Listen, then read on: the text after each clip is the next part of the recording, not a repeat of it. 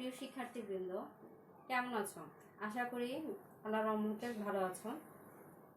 আজকে নবম ও দশম শ্রেণীর ফিনান্স ও ব্যাংকিং বিষয়ে পাঠদান করা হবে।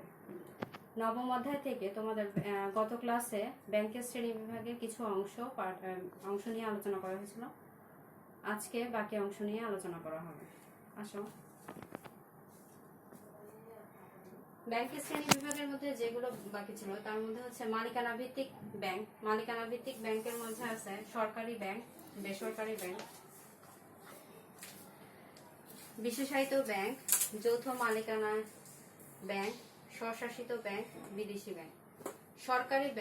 সরকারি ব্যাংক বলতে বোঝাচ্ছে যে ব্যাংকগুলো সরকারের উদ্যোগে গঠিত হয়, পরিচালিত হয় এবং সেই ব্যাংক সরকার কর্তৃক নিয়ন্ত্রিত হয়, সেই ব্যাংকে বলতেছে সরকারি ব্যাংক। বাংলাদেশের সরকারি ব্যাংকের মধ্যে আছে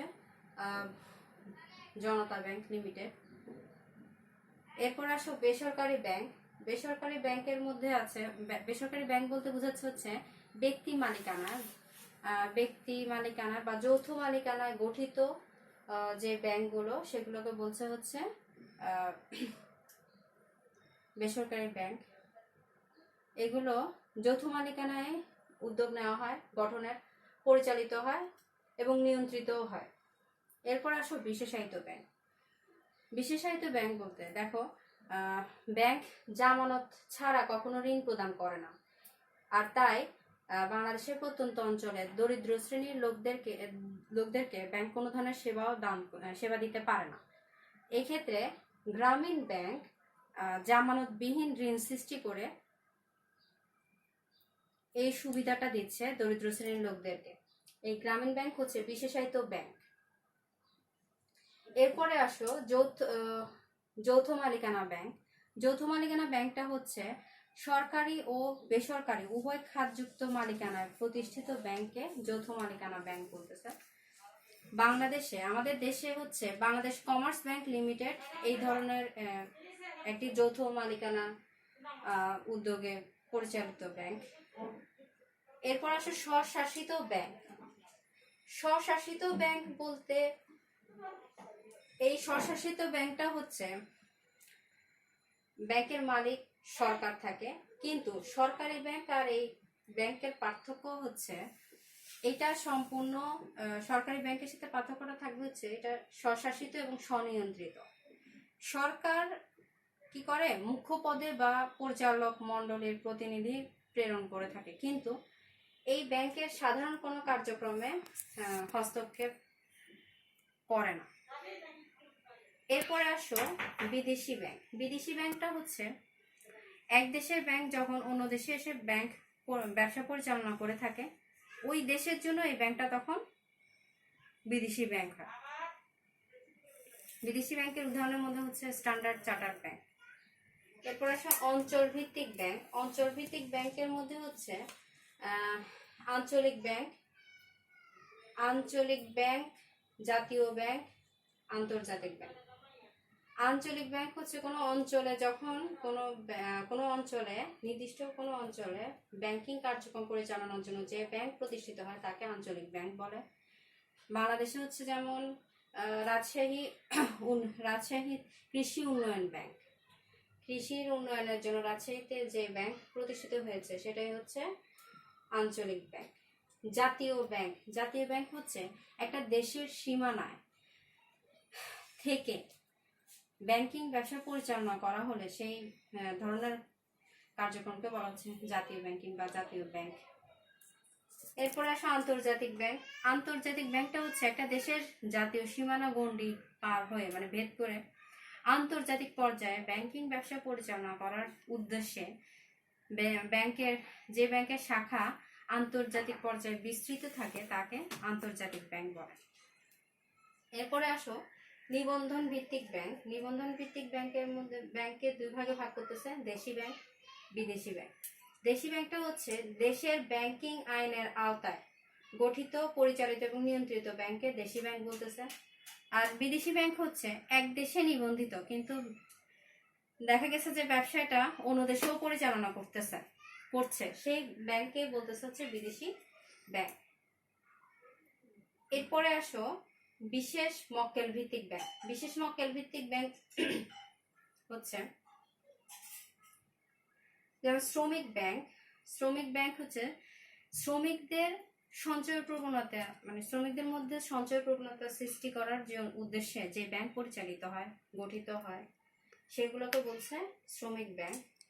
শ্রমিকদের মধ্যে এই সঞ্চয় প্রবণতা সৃষ্টি করার ফলে শ্রমিকদের জীবন ধারণের মান উন্নয়ন আশা করা যায়।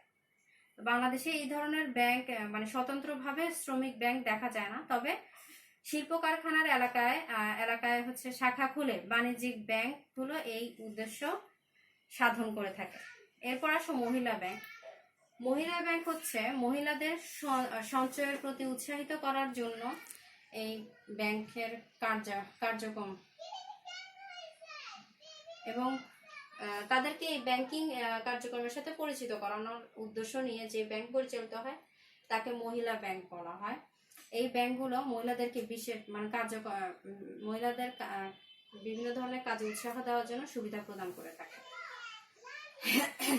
এরপরে আসো স্কুল ব্যাংক। স্কুল ব্যাংকটা আন্তর্জাতিক পর্যায়ে খুব জনপ্রিয়তা লাভ করেছে।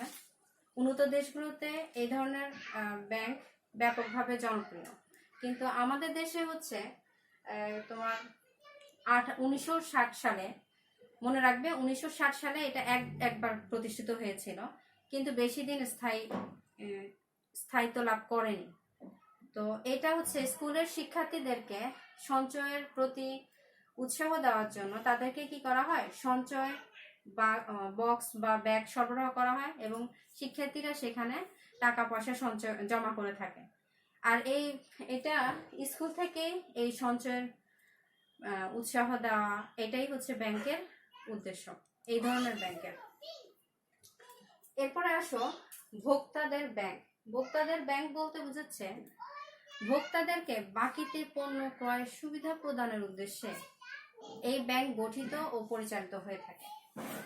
ব্যাংক তার মক্কেলকে একটা কার্ড সরবরাহ করে থাকে, যেটা দিয়ে সে কি করে, বাজার থেকে বাকিতে পণ্য সংগ্রহ করে। এই কার্ডটার নাম হচ্ছে ক্রেডিট কার্ড।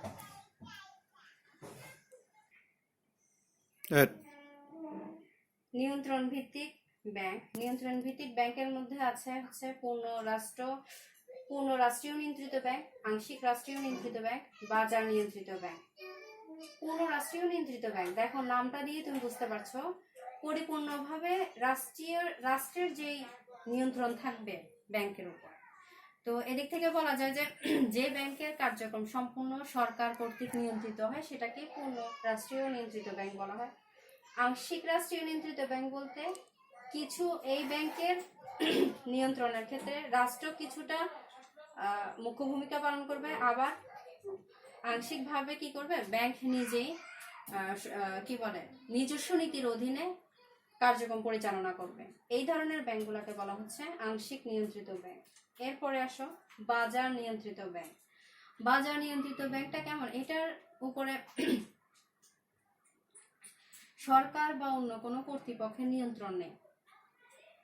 বাজার অর্থনীতিতে সাধারণত এই ব্যাংকটা গড়ে উঠবে। বাজার অর্থনীতি বলতে 4টা প্রশ্নের উত্তর বাজার থেকে নিতে হয়। তো দেখো 4টা প্রশ্ন কি কি: কে উৎপাদন করবে, কার জন্য উৎপাদন করবে, কত মূল্যে বিক্রি হবে, কি পদ্ধতিতে উৎপাদন হবে। এই 4টা প্রশ্নের কোনো উত্তর সরকার বা কেন্দ্রীয় ব্যাংক দিলে সেটা বাজার অর্থনীতিকে বাধা দেয়, মানে ব্যাহত করবে। বাজারের চাহিদা ও সরবরাহের মাধ্যমে এই প্রশ্নের উত্তর পাওয়া যায়। তার মানে হচ্ছে